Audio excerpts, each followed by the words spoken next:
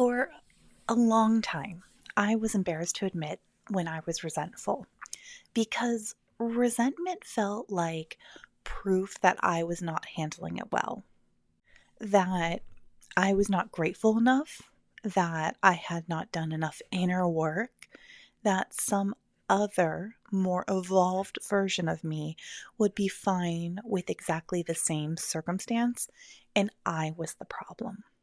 Which honestly is such a rude little conclusion to arrive at when you are already tired and trying to survive. So I did what a lot of founders do. I called it burnout. I called it capacity. I called it needing better boundaries, a better morning routine, a better relationship with rest. I did not call it what it actually was, which was this structure has been asking for something I was never supposed to keep giving indefinitely. And my body has been keeping the books the entire time.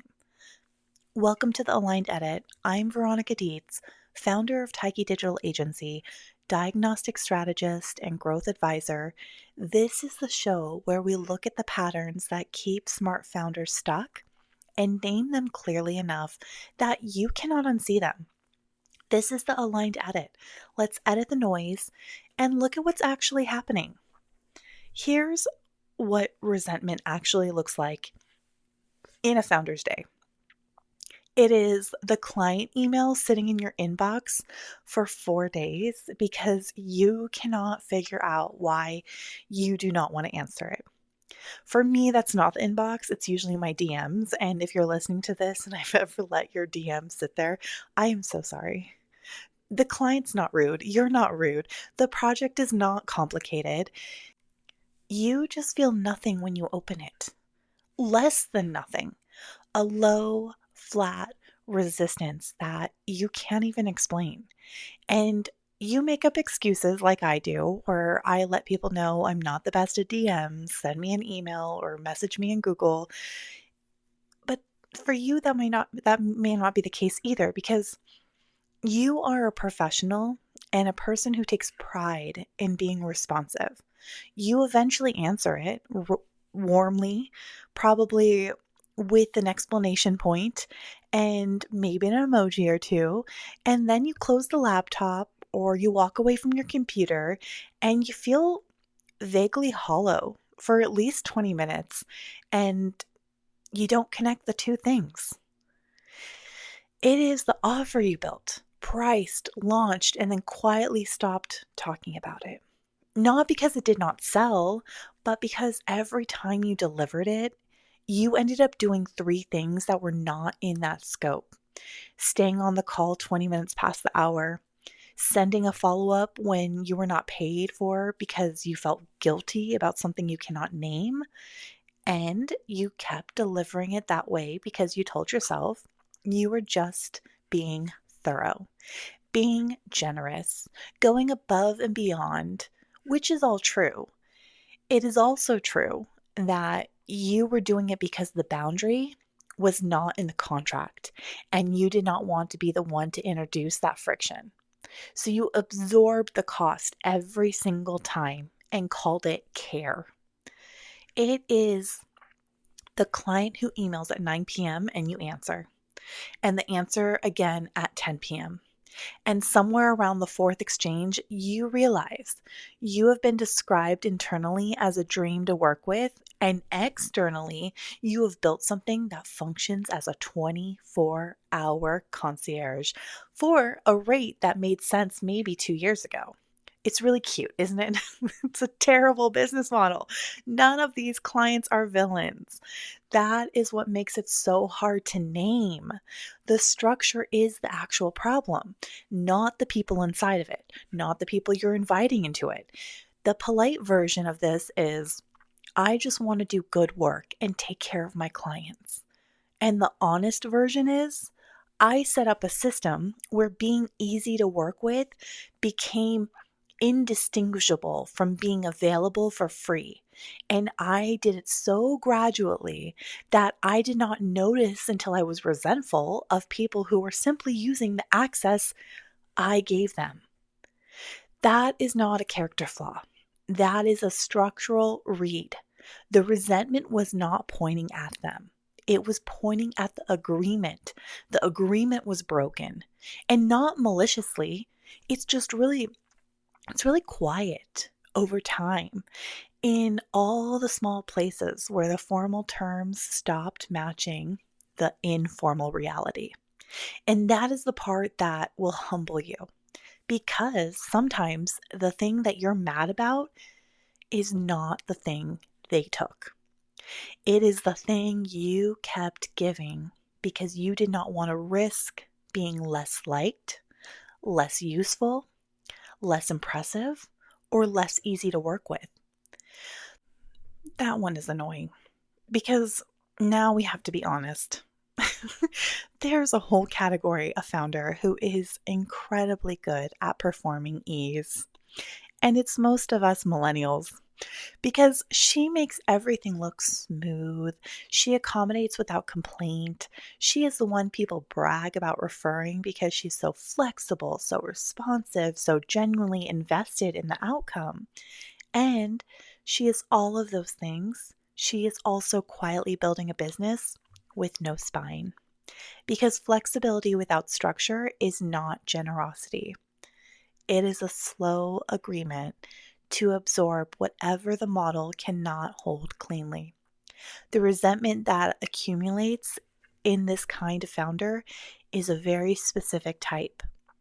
It is not hot, it's not angry, it is more like a long exhale that stops feeling like relief and starts feeling like resignation.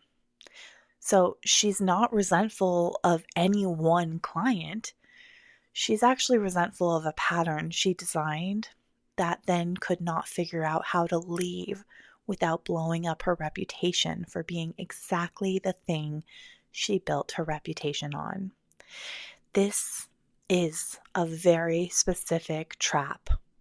And it is far more common than people will say out loud because this is the part that takes a founder and it takes them a long time to actually accept, even to recognize, because resentment is not a feeling to manage. It's information about where the structure has expired. It shows up where the role absorbed more than it was designed to hold, where the offer delivered things the price did not account for, where the boundary was a preference instead of a policy. So it bent every time someone pushed on it with enough warmth or urgency, which is how a lot of founders end up calling themselves flexible, when what they actually built was a structure that folds every time someone leans on it. And again, said with love, but also said with receipts because resentment is so precise. It is directional. It has been tracking the discrepancy between what the agreement said and what the work actually required every single time since the very beginning. There is no outsmarting your resentment. It's your data. You need to lean into it and understand it and read it. The resentment knows. It has been keeping far more accurate books than any invoice. Founders who are especially good at overfunctioning. Yes, you, my neurodivine beings, all of you lovely ladies who are running businesses fueled by that magical way that your brain works with your ADHD, your trauma, and your autism. You're especially good at missing this because they make almost anything work. I mean, you can throw anything at me and I can make it work. It's going to function. It's going to be a success. And you know that because you're neurodivined. So the scope creeps and they absorb it. The client pushes and they accommodate. The delivery gets heavier, they carry it because they're so good at carrying it. Because carrying it is how they built the reputation that got them here. So the resentment does not arrive as a clean signal. It arrives as a hum, a low level resistance to the work that used to feel meaningful, a dread before curtain calls that you cannot logically justify. You might say, it's because I didn't sleep well last night, or this is just a new operating system I'm working on, or I've been working on so much projects, I forgot what I'm doing. Give me a moment. I have to reground, reorganize, recenter myself. You'll make so many excuses because a reluctance to sell the offer that technically still converts because you know what delivering it actually costs. And because it's a hum and not a siren, you manage it. So you push through. You add a self care practice. You talk to your therapist. You take the weekend off. You buy the magnesium. You become very committed to hydration for approximately 2 days, 2 business days. And then Monday arrives and the structure is exactly the same. And what's happening in that structure? That hum that we've been ignoring. And let me say something here. So, because this is not getting said enough, I see this all day, every day. It used to be me. The self care is not wrong. The therapy is not wrong. The rest is not wrong. Girl, get your sleep hygiene up. But none of it really changes the structure, ever. And if the structure is the source, you can optimize your nervous system forever and still wake up resentful every day you open that one client's folder.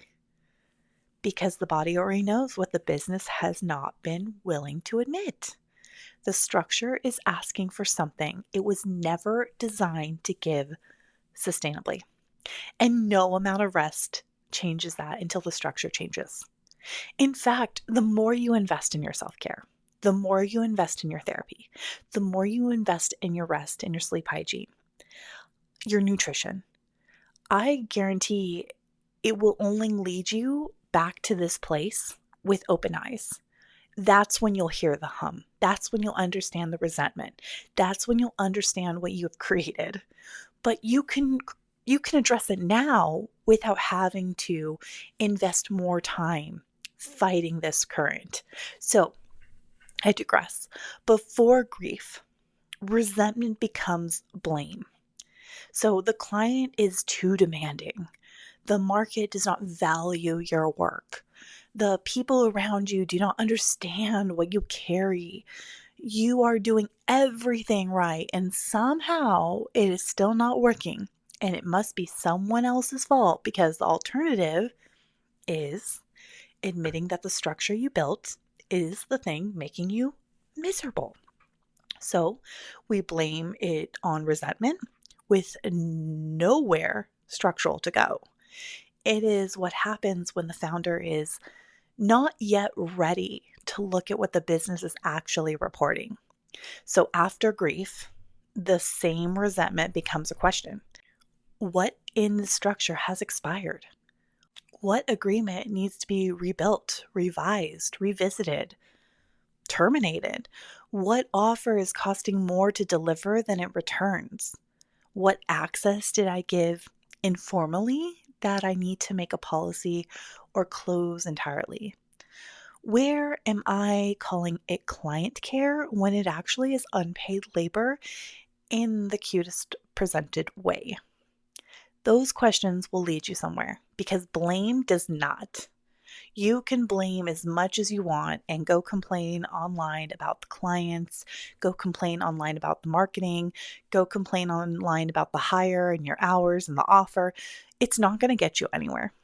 The grief that happens between blame and diagnosis is what changes because it's not dramatic. It's not a breakdown. It's not a revelation. It is usually quieter than that. It's the moment you stop defending the structure that made you resentful and start being honest about what it has actually been costing. The time, the energy, the decisions made from exhaustion instead of strategy, the clients you kept past the point where the relationship was working because releasing them would require a conversation you did not have the capacity to have cleanly. The offers you kept selling because they paid, even after you stopped being able to deliver them with any real presence. The version of the business you kept describing in your content while privately dreading the version of it that you actually ran. That gap between the public story and the private reality, that is where the grief lives. And until you grieve it, you keep managing the resentment instead of reading it. The founder who stays stuck in resentment the longest are usually the most capable ones. And it's not because they never fully break, it's because the business keeps functioning. The clients keep being served. The reputation stays intact. Everything looks fine from the outside while the inside is running on something that used to be passion. And it's now closer to obligation, held together by a professional pride. And that is a very expensive place to operate from. Professional pride, an obligation, instead of your passion and why you first got into this. Not just emotionally, but really structurally, because a founder making decisions from obligation and resentment is not making clean decisions. She's making decisions designed to reduce discomfort, which is a completely different optimization than building something that works. And that is how you end up changing the wrong thing. You burn down the offer when the real issue is access. You fire the client when the real issue is scope. You blame your energy when the real issue was the model. You decide you are over the work when really you are over the way the work has been held. That distinction matters because if you misread resentment, you will make the most dramatic decision available just to get relief. And relief is not the same as diagnosis. When you read resentment correctly, the decision gets quieter, not smaller, quieter. You do not blow up the offer. You rebuild the container. You do not fire the client in the moment of frustration. You end the engagement cleanly and build an intake process that stops recreating this dynamic. You do not quit the work. You remove the version of the work that required you to perform a level of access you were never designed to sustain. The resentment was not telling you to burn it down. It was telling you what specifically needed to change. There is a big difference between a business that needs to be burned down and a business that finally needs to stop borrowing from you. And the founder who can hold that distinction is the one who comes out with a cleaner business instead of just a dramatic story about their pivot that they want to just rant about online. Resentment is not the whole answer, though. So the thing is, it's usually pointing at the part of the business that cannot keep being handled informally. So just read it, then change the structure. And if this is the kind of friction you can feel in your business, but you've not been able to separate cleanly yet, I would start with my free resource, Why This Feels Off. Help you look at what is actually misaligned underneath the obvious frustration so you can stop managing the symptom and start reading the structure. So you can find it in the show notes per usual. And until then, talk soon.